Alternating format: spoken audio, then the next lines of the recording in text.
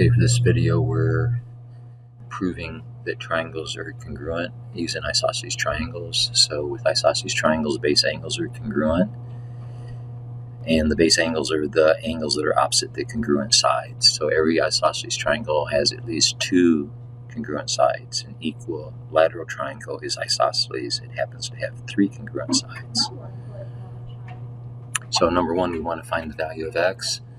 Using triangle sums, we can see that the two base angles all these angles need to add up to 180 degrees. The top vertex angle is 50 degrees, which leaves two congruent angles that have to make up the remaining 130 degrees. So each one of those must be 65 degrees.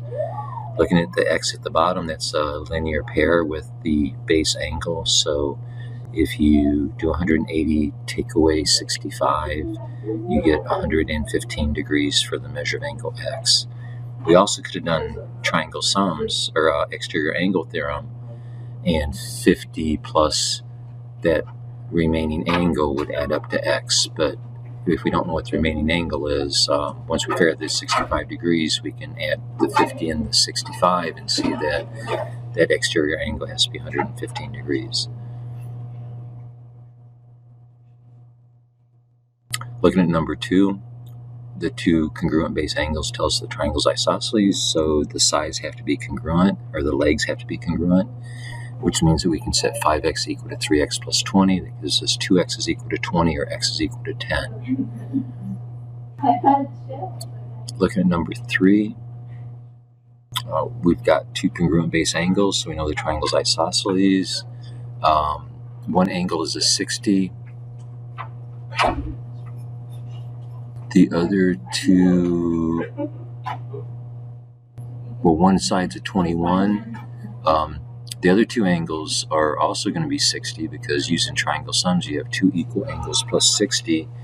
So two angles makes 120. Each angle is going to be 60 degrees. That makes the triangle equilateral and equiangular, which means all the sides are congruent. So if one of the sides is 21, the other side says 3x is the length. So 3x is equal to 21, and x is going to be equal to 7.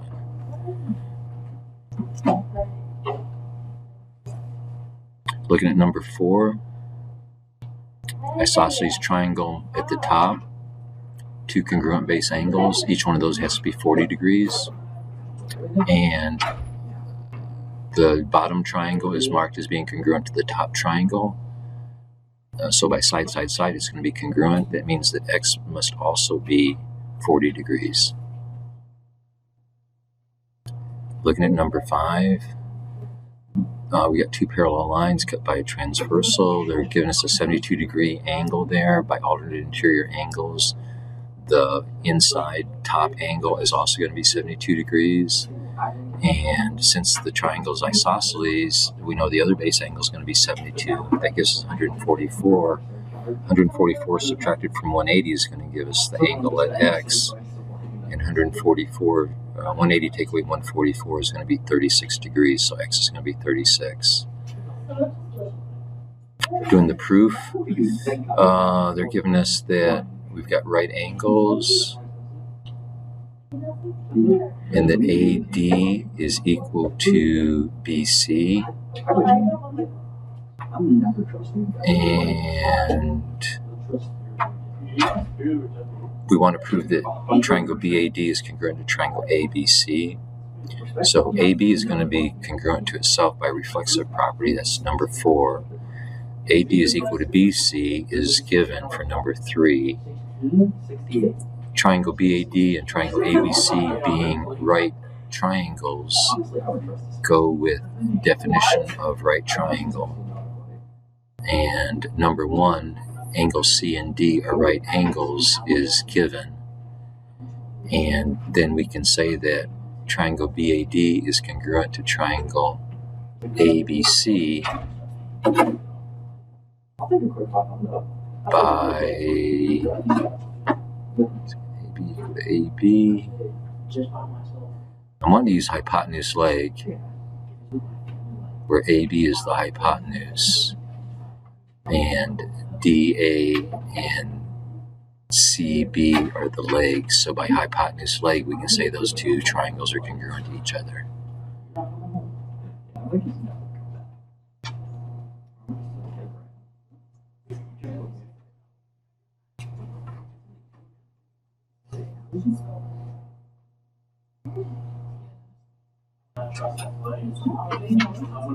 Okay, looking at number 7. We've got AB equal to congruent to AE. We've got ACD congruent to ADC. So that sets that inside triangle up as being isosceles, which means that AC is going to be congruent to AD. And we need to prove that BC is congruent to DE.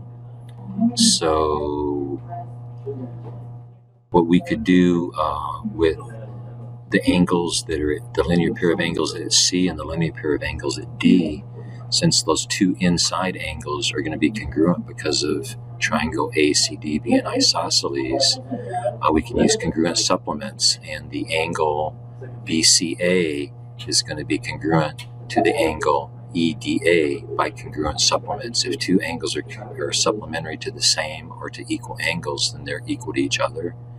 So that lets us say that those angles are going to be congruent. So that gives us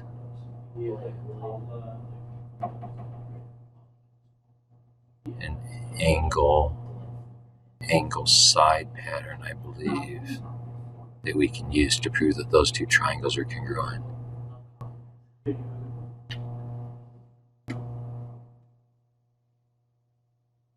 So then we're marking the two congruent angles. It means by congruent supplements, those angles with the dots are going to be congruent to each other.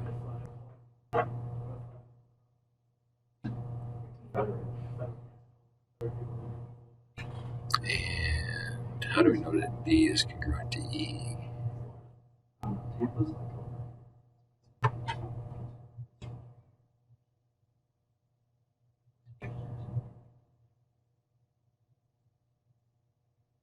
So number 1 is given. Number 2, angle B congruent to angle E. That's by definition of isosceles triangles.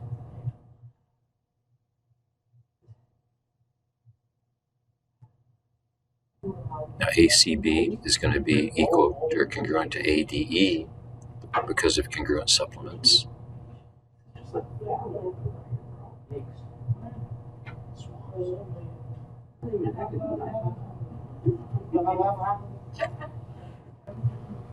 So triangle ABC is going to be congruent to triangle AED by angle side, and then by corresponding parts. Since the two triangles are congruent, all of their parts need to be congruent. So we can say then that BC and DE segments are congruent because of corresponding parts. So abbreviation of that would be CPCTC. Corresponding parts of congruent triangles are congruent.